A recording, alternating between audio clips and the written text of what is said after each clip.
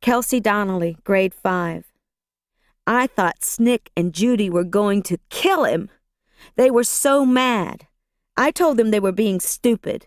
What was done was done. Brenton made the machine. He could do anything he wanted with it. It was our own fault. There was nothing we could do about it now. Even if Brenton hadn't told anyone, somebody would have found out eventually. I threw my arm around him and told him I forgive him. Sam Dawkins, grade 5. We had a lot of angry words, but what was done was done. We had to decide what to do next. Should we turn ourselves in? Run away from home? For the time being, we decided to stop using Belch and hope the whole thing blew over. Kelsey Donnelly, grade 5. I called Judy that night.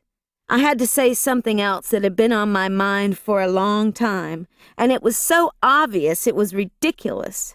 I told her that she liked Brenton, and Brenton liked her. They might as well come out in the open about it. Well, she denied it, of course. She said I was crazy. I didn't care. I knew I was right. I may not know much about math or geography, but I know when two people like each other. Brenton and Judy were going out with each other, and they didn't even know it. Judy Douglas, grade 5. Well, I told Kelsey she was nuts about me and Brenton. But I will say this. Kelsey really impressed me. I was proud of her taking over like that, and I was glad we had the meeting. It made me feel a little better the next day in school. But then Miss Rasmussen handed me a note that said Brenton, Snick, Kelsey, and I were invited to a meeting in Principal Wilson's office the next week. Invited. This was it. We were going to be suspended, kicked out of school.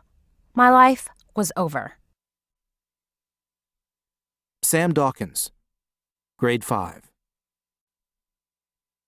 So Judy says we should just admit everything and tell the truth about Belch. She says that when criminals plead guilty to a crime, they get a lighter punishment than if they claim they're innocent. I tell her she's crazy.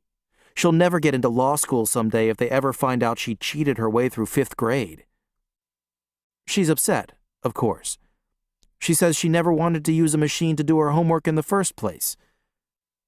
Then Brenton says it might be possible to destroy any evidence that Belch ever existed.